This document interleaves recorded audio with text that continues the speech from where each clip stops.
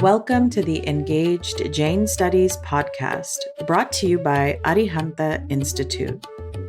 Listen to top figures in the fields of Jain studies, religious studies, vegan studies, and social justice discuss pressing issues of everyday relevance.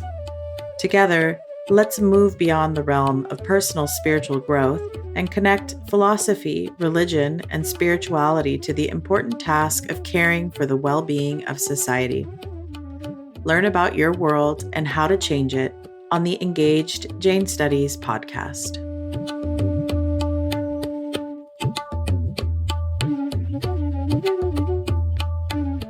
Jai Jinendra, welcome to the Engaged Jain Studies podcast. I'm Professor Christopher Jane Miller, and I'm joined here by my colleague, Professor Venu Mehta, the Assistant Professor of Jainism and Comparative Spiritualities at Claremont School of Theology, who you're going to get to know a little bit better today and is teaching a course for us in the Compassion Studies Initiative. Welcome to the podcast, Professor Mehta. Hello, thank you very much, Jai Jinendra, Dr. Miller. How are you? I'm good. I'm very much looking forward to interviewing you, letting our audiences get to know you a bit, and to hearing about what it is that you teach with regards to compassion and forgiveness. So maybe you can just start by telling our listeners a little bit about yourself, about your background, where you teach there at Claremont, and what and why you research what you research. Yeah, sure. So I'm Dr. Venu Mehta. I am an assistant professor of Jainism and Comparative Spiritualities at Claremont School of Theology. I am teaching here at Claremont School of Theology for more than 4 years. And I teach courses in Jain studies, Jainism. I also teach courses in interreligious education, comparative spiritualities, and South Asian traditions. I'm really happy that Claremont School of Theology is partnered with Arihanta Institute, and we together offer MA in Engaged Jain Studies. It's a very unique program in entire North America that it offers a complete degree that focuses on Jain studies. I recently been awarded my second doctorate from University of Florida. My Ph.D. was in Jainism, and I focused on, looking at exploring devotional practices, literature, and narratives on one of Jain goddess Padmavati in vernacular context, that how Shwetambar Murtipuk Jains in Gujarat are creating and recreating this goddess's identity to fit into the religious context and their devotional practices. Apart from that, I also do research in a Jain notion of aparigraha, that is non-attachment or non-possessiveness. I really enjoyed that topic because I really feel that it is a very important aspect of how one should live without harming nature environment by, using less things. It's not only materialistic thing, but it's also about, disowning one's own ego. But I particularly focus on connecting it with the Gandhian philosophy of economy, specifically for those who are into less advantaged class and economic background in a larger society.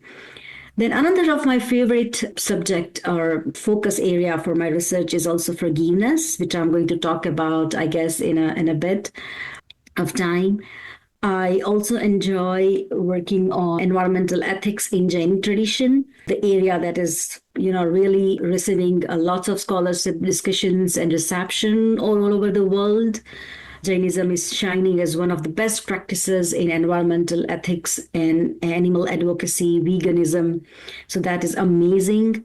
Recently, I have started working on Jain mendicant leaders and authors, particularly from the Gujarat area, western part of India. And I'm looking at the contribution of some of the Jain mendicant and authors, their contribution from 18th century to 21st century.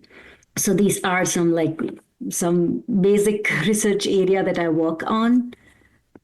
Yes, Chris. Yeah, fantastic. And listening to you tell us about your research interests, which are spread over so many fascinating topics. I just have so many memories of listening to you give wonderful presentations about all of these topics. at conferences over the past several years, and you really do so much work. And I'm glad that you mentioned the Engage Jain Studies program that we collaborate on between Claremont School of Theology and Arihant Institute, because so much of the work that you do is so engaged with the community, so engaged with the world, engaged with ethics, and the way that, Jains and people who are attracted to the Jain way of life really put this into action in their everyday life. So you're a wonderful, well-rounded scholar who I respect very much. Thank you for those kind words, Dr. Miller. Well, thank you. Thank you for taking the time, your valuable time, to share this with us on the podcast. Today in our conversation, focus a bit on compassion, because it's kind of surrounding our Compassion Studies Initiative at Arihant Institute. And of course, compassion is one way of engaging the world with Jain principles. So let me just begin by asking you now, what does compassion mean to you specifically? This is such a sweet and interesting subject. So, Dr. Miller, let me begin by asking this question to our audience. How often we wish that the person who has caused pain to us must suffer the same way? How often we mistreat others and ourselves at the same time when we carry the baggage of hatred and desire for a revenge or punishment? It's not a new thing that people have biases, people have conflicts, people have hatred, discrimination against everyone, not including human being, but also all life forms, all living being around the world.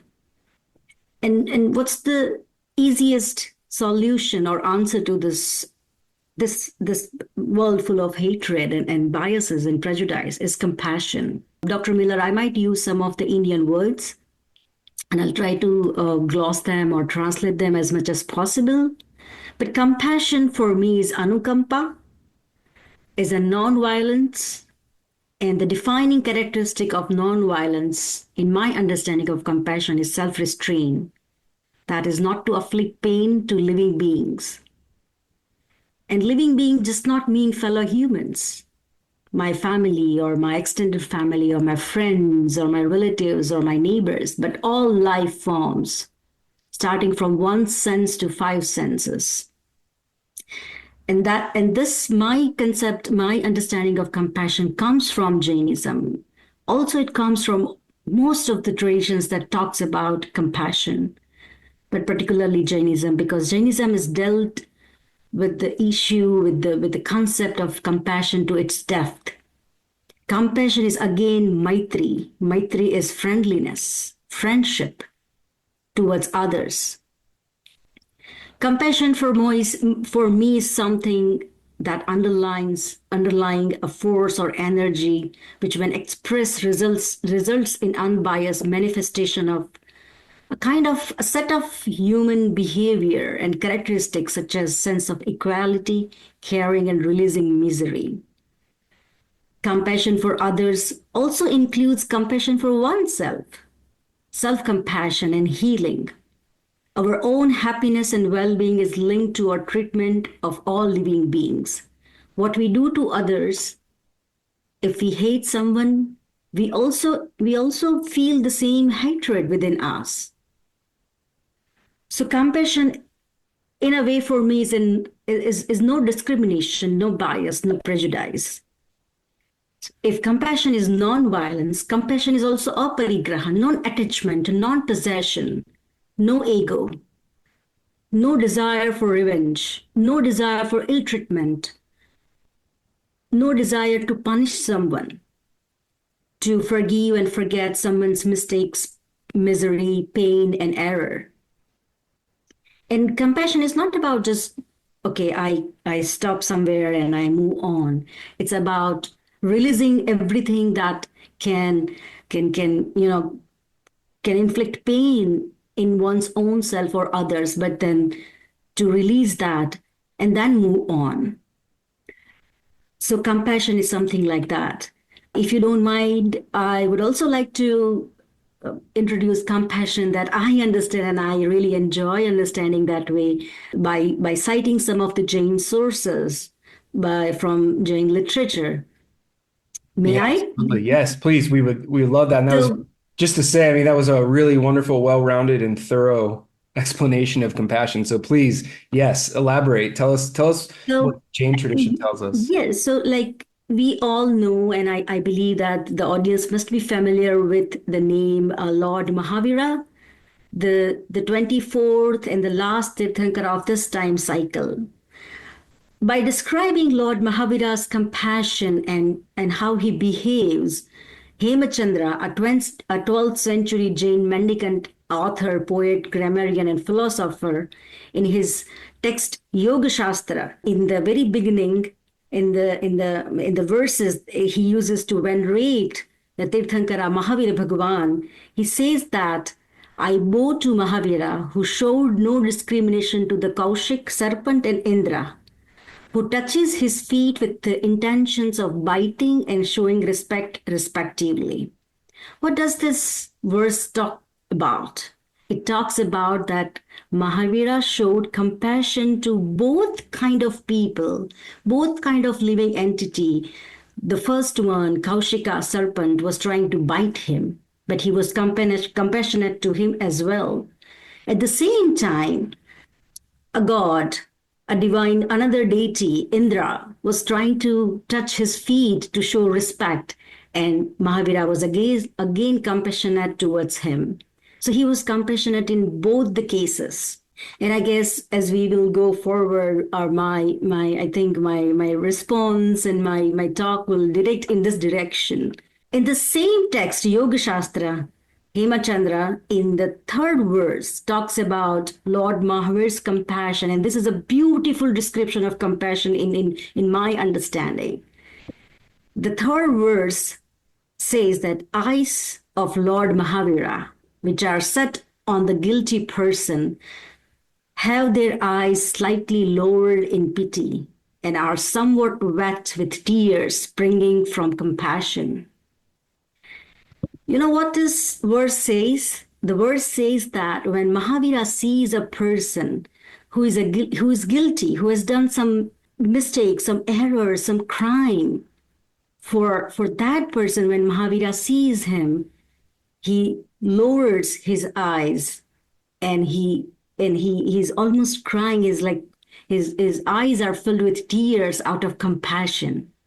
He's showing compassion to even person who has committed crime.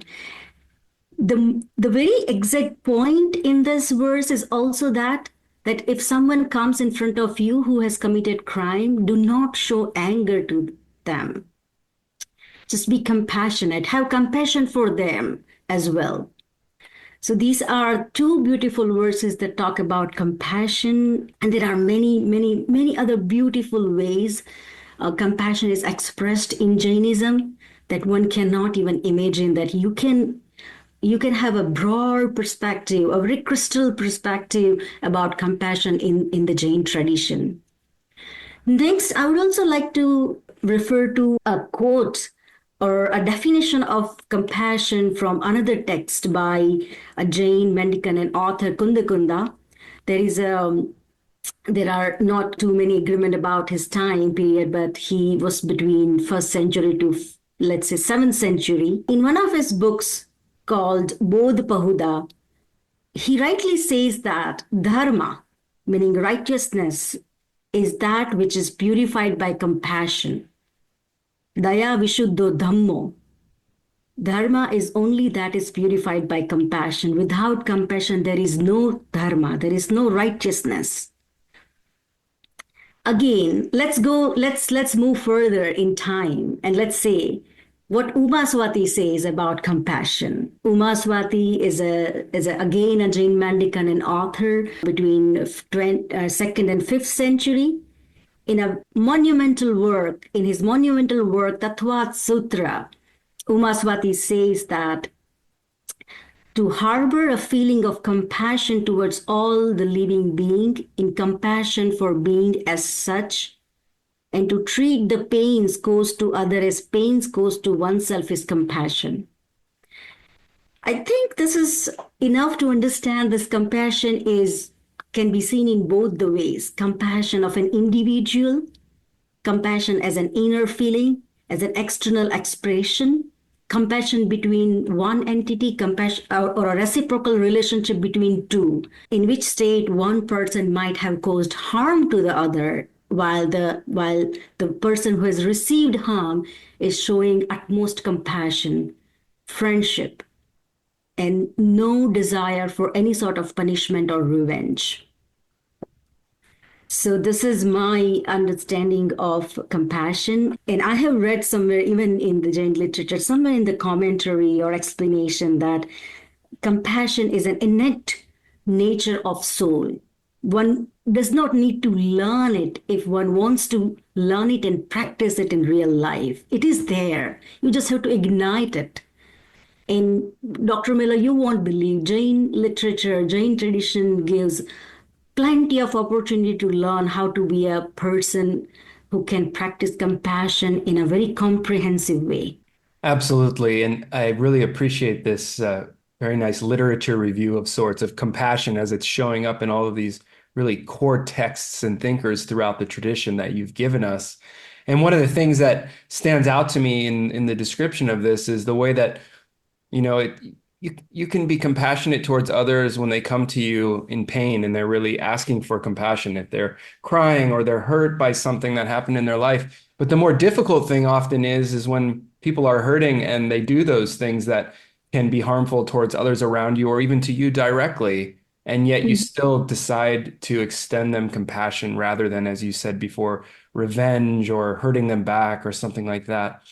And, that really stands out as a Jain specific practice and how to cope with situations like that and find the compassion itself within yourself in order to be able to respond in a way that is compassionate.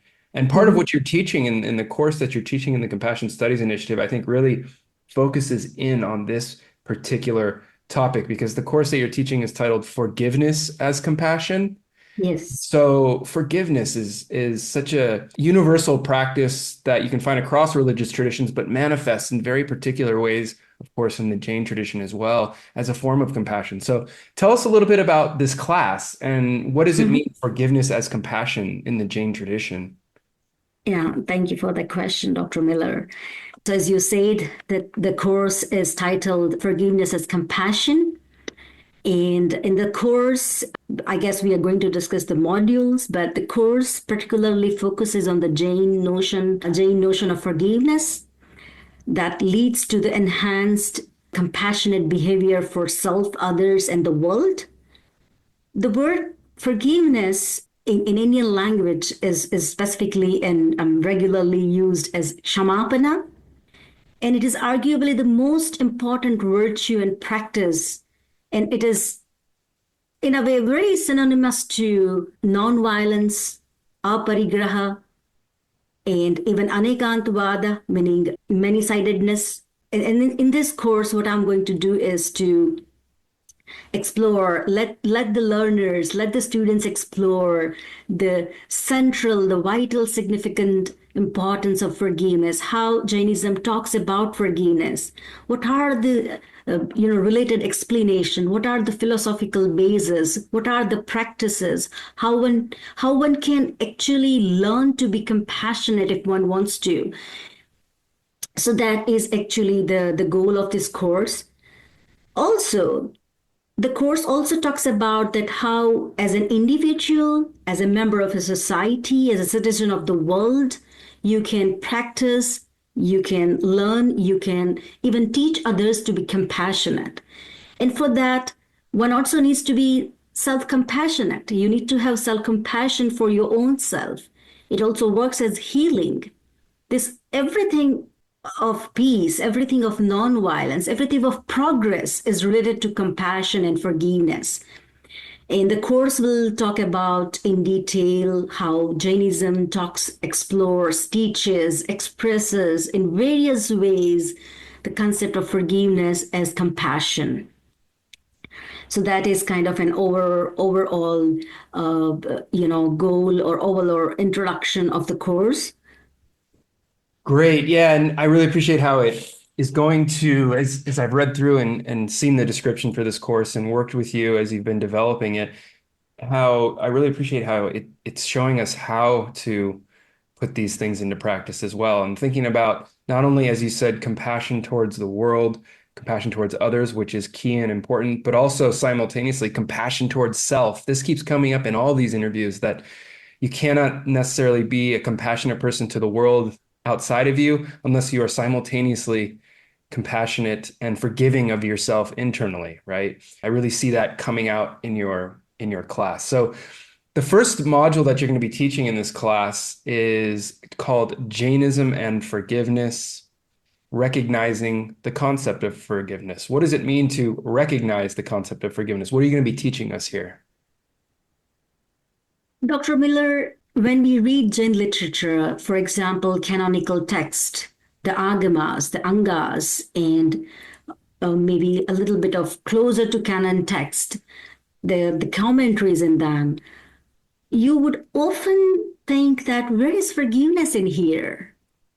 The forgiveness is interconnected, intertwined, and it is everywhere throughout the literature. The scriptures talk about forgiveness with so many different perspectives and views.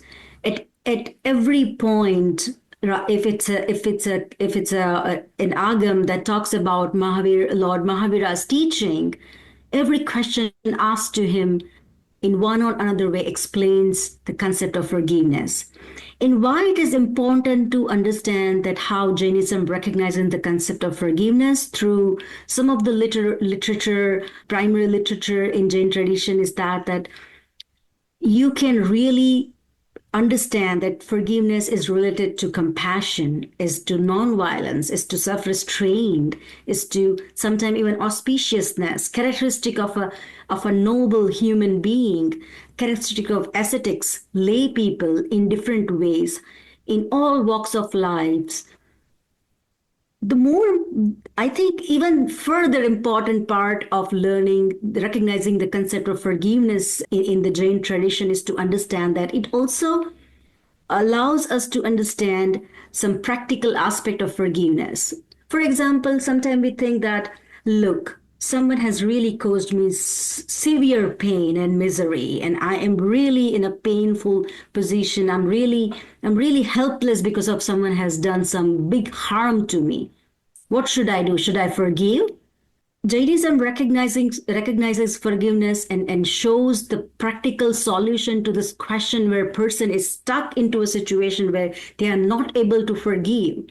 But then it solves the problem for you. It answers the question for you pertaining to a particular situation where you're not able to, you're not able to realize what should be the correct answer. And that is why recognizing what forgiveness means according to Jainism is a very important step. It's the first step to move further. When you have clarity over what and why you're learning what forgiveness means, then you are comfortable going to the next step. And I guess that's why the first module is really kind of preparing a platform for you, the conceptual, the philosophical platforms. And I think that's why it's like logically designed that way in my course. Yeah, that makes sense to me. It's almost like an introduction to and or kind of foundation for the study of forgiveness in the Jain tradition, it sounds like. And it sets us up to both look at further scriptures and primary sources in the tradition, and also to have discussions around how these teachings might apply today in our everyday life as we, quote unquote, engage the world, right? And so we get into class 2 called Jain Philosophy of Forgiveness, Jain Agama Texts, and Lord Mahavira's teachings. So tell us about these Agama texts and the teachings of Mahavira and how this is going to relate to forgiveness. Yes. So as I told you that the first logical step was to learn the concept of forgiveness in the Jain tradition. And then the second module will focus on some of the select Jain Agam texts and its intense and deep exploration about forgiveness. What Bhagavan Mahavir says about particular incidents in which someone is asking him a question about what should I do? He's also, in the text, Lord Mahavir is also defining forgiveness in different ways. Sometimes he uses the word karuna. Sometimes he uses the word anukampa. Sometimes he uses the word maitri. And these are not just synonyms of compassion in Indian languages such as Prakrit, right? These are different notions that touches upon our feeling. Because to get hurt is also a feeling, and to forgive is also a kind of an utmost feeling of, having compassion. Very by something like someone like who's like a mother who can explain to you every aspect of love and compassion. Lord Mahavir is explaining such a depth, such a deep concept of forgiveness in various ways. And that is why studying and exploring select Jain Agama texts and the teachings of Lord Mahavir is very central to moving towards, next step.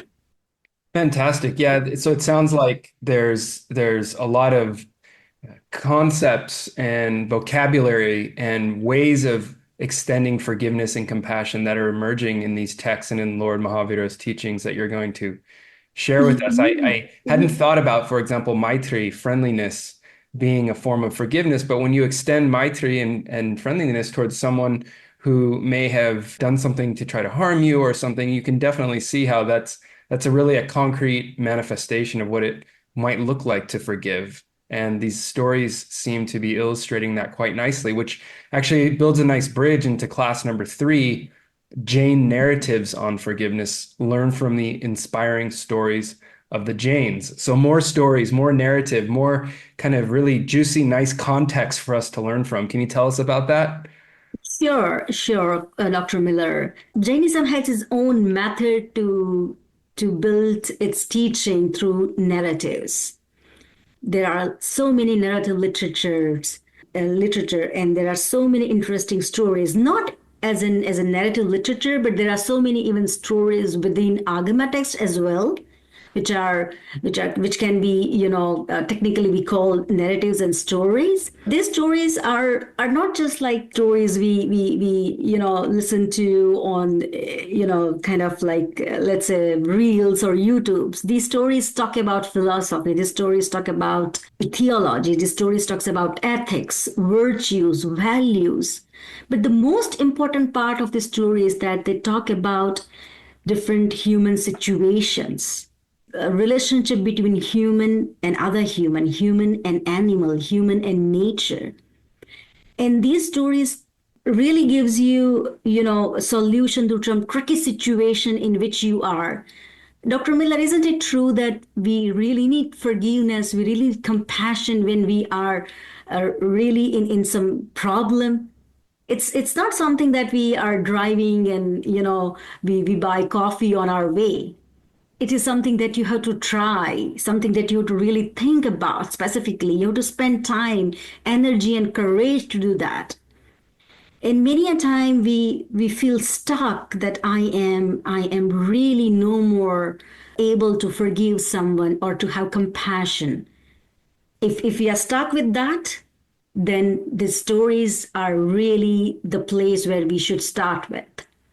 In addition to that, the stories also talked about some universal ethics, some values and virtues and characteristic and behavior that we should all follow to be a very good citizen in this world. To our neighbors, no. To our society, to our community, no. To everybody around.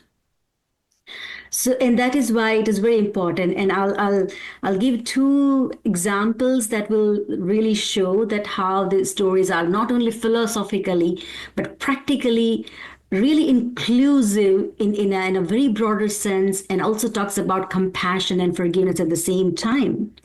For example, there is a story, everybody knows, a very, very popular story about Bharat and Bahubali's conflicts and how the forgiveness happens and how Bahubali becomes an amazing saint, right? And a very popular and a very lovely person to venerate in the Jain tradition. But there are many other interesting stories that talks a lot about Jain philosophical understanding of forgiveness, at the same time giving the practical solution to your behavior of compassion. For example, there's a story of King Pradeshi and Keshi Gandhar. So this king Pradeshi was a very violent and egoist and arrogant king. And he used to punish each and every person that would commit even a very smallest crime or error. He kept doing on that. He kept doing on that. Somehow he meets this Ganadhar. Ganadhar is the disciple of Ajina, and here Keshi is the disciple of 23rd Jina Parshvanath. Because he was a very arrogant and violent king, he was not willing to listen to him at first, but then gradually he listens to his sermon and asks several questions about soul and body. And he used to think that, look, if I kill a body, there is no soul. And that's why I can do harm to anybody around me, and there is no point. And there's no problem. There's no need to be ashamed about that. But Gandhar Keshi keeps on explaining and describes the concept of soul and how compassion is the nature of the soul and body and the theory of karma and everything. I won't reveal too much about the story because maybe it's a part of my course material. But then at some point, Keshi, the king Pradeshi, this king, he becomes himself an ascetic. He starts practicing religious practices. He becomes so much involved into the Jain tradition that his wife becomes too much angry with him, that he is not spending time, he's not focusing on her. He has forgotten all the worldly responsibilities and his duties as a king, but mainly that he's not now a good husband, that he spends time with her. And she gives him poison in the food. While eating, King Pradeshi knew that I'm given poison by my wife, and he dies. On his deathbed, he forgives his wife and has no desire to punish her or to even get angry on that.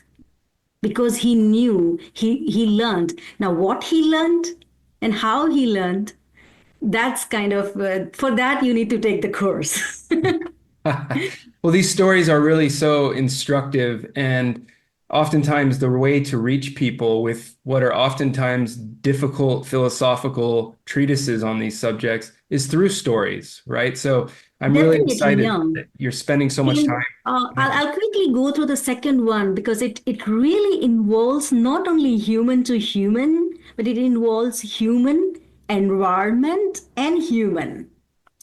And as I told you earlier, that look, forgiveness in Jainism is not just by stating that please forgive everybody. No, it's not that simple.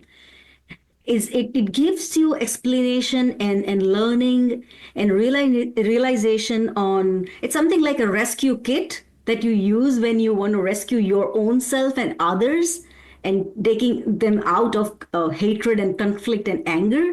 There's another story, and this story again is a part of a Jain Ramayana. It comes from the Trishashti Shalaka Purusha text of again Hemachandra, the 12th century Jain mendicant and author. Maybe the audience would know the name Ravana, who was a nemesis of kind of an anti-hero even in Hindu Ramayana, and King Vali, who becomes a sage Vali.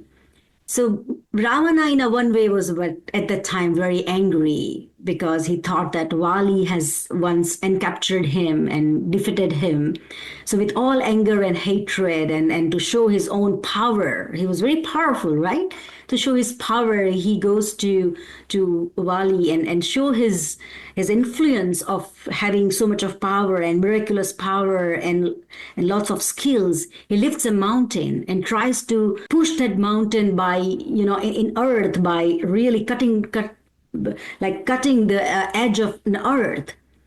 You know what Vali sees there? He definitely sees that Ravan is angry. But at the same time, he sees that if Ravana would really push this mountain into earth, so many life forms on the mountain, like birds and trees and animals, would be damaged and harmed and killed in this process. So now here's the tricky part. Here is the climax, kind of not climax. It's like an interesting part of the story. So he wanted to, first of all, stop that and rescue the wildlife, the animal, the environment. The jiva is the word used, jiva, the non-living, the living being other than human, right? So he first of all, he stops that. He carries the mountain and puts somewhere else. But then he wanted to also to punish Ravana for his misdeeds, for his this committing this kind of an arrogant act. So he's also trying to punish him. So Vali definitely had compassion for environment, but at one point, for a fraction of a second, he wanted to punish Ravana, right? But then he sees when he lifts the mountain, and somehow in that process, Ravana was stuck between the earth and the mountain. And Ravana, a person who was about to commit a grave kind of a mistake and harm others, were himself in pain. He was shouting, he was suffering. And Vali says, no, I'm not going to do that. Even to punish someone, I'm not going to harm that person. I can't see him crying and shouting. That's not good. That's not a good way to teach someone a lesson and make someone learn that. He immediately forgives him, and Ravana also realizes his mistake, and everything ends up with compassion and forgiveness. It's a very interesting and beautiful story. There are so many things to learn from that. So this is why, it's kind of a practical solution to a kind of a tricky situation in which human can be very frequently in everyday life, in professional life, in personal life, and as a citizen as well. And that is why I guess Jainism is the best resource to learn about compassion and forgiveness. I'm sitting on the edge of my seat here listening to these stories, Venu, and you tell them so well and with such eloquence. And I just love these Jain retellings of the epics of the Ramayana and other texts, and the way that they really infuse these stories with these Jain principles and specifically with regard to compassion, forgiveness. And so thank you for sharing that with us. And I'm sure there will be much more in the course. Mm-hmm. And so you've spoken about in the first several courses here, or classes, the modules here, you've spoken about stories that are showing up in text and philosophical concepts and principles. What I really think is neat is that in the final part of this course, part 4, mm-hmm. you're talking about Jain cultural practices of forgiveness, meditations, recitations, and festivals. So bring us into the kind of contemporary moment and tell us how this is manifesting really in the everyday lives and the fabric of Jain cultural reality. Sure. So, Dr. Miller, the 4th module is designed in a way that students, learners can learn about the meditative practices, some other ritual practices, and festivals that focuses completely on compassion and forgiveness. In this way, Jainism is very unique. Every culture and religion would have their annual major festival.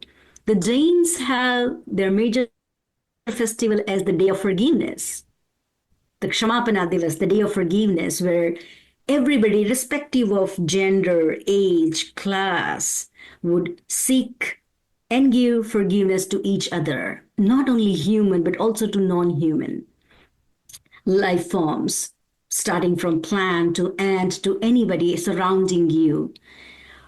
There are 2 major objectives behind this module. The first one is that the learner would explore, understand, and become familiar with this different practices, embodied practices, as well as expressions such as meditations, pratikramana, then recitation of the pratikramana.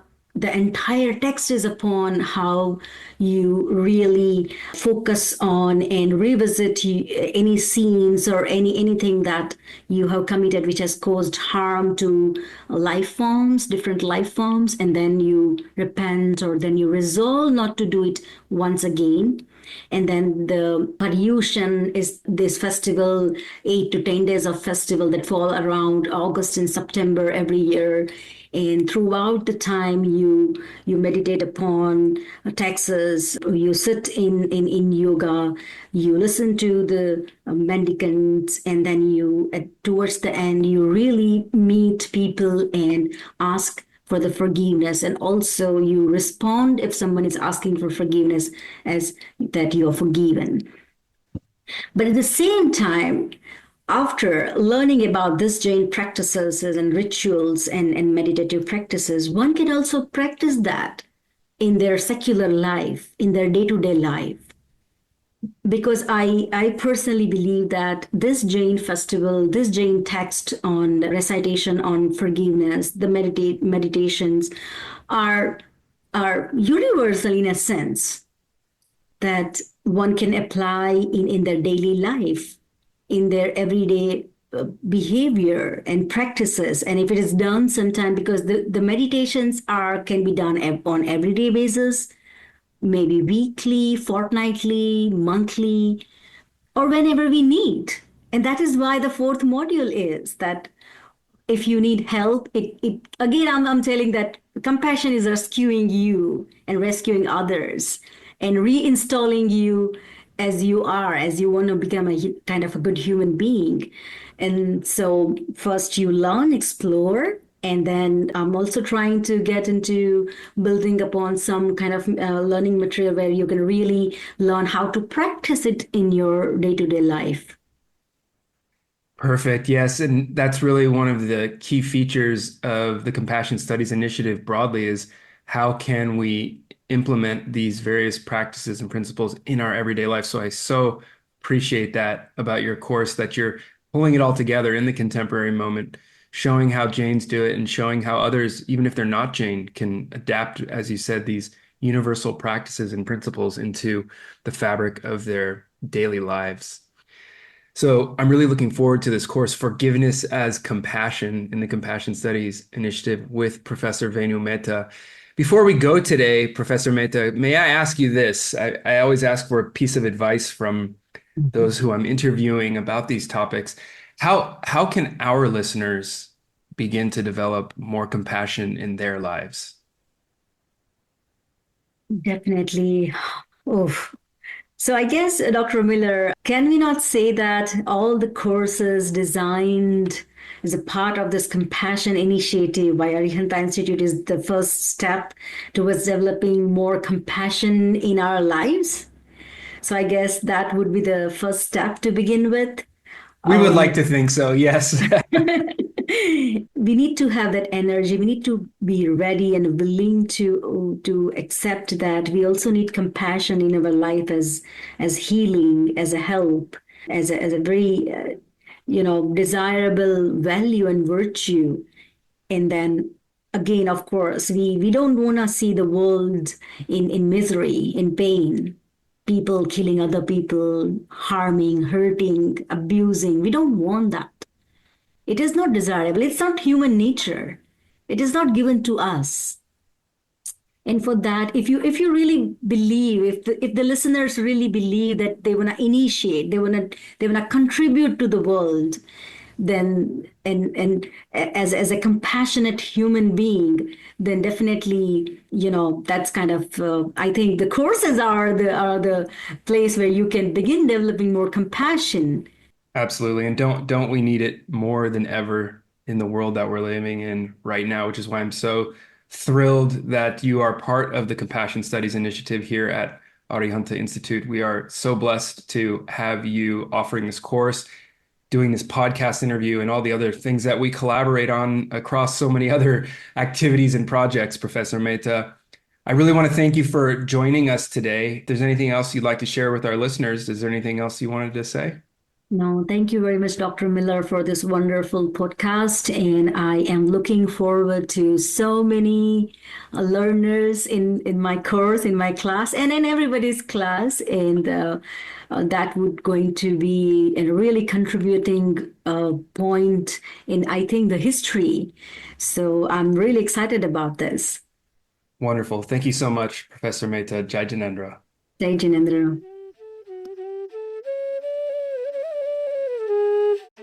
Thank you for listening to the Engaged Jain Studies podcast, brought to you by Arihanta Institute, an IRC 501c3 nonprofit California corporation.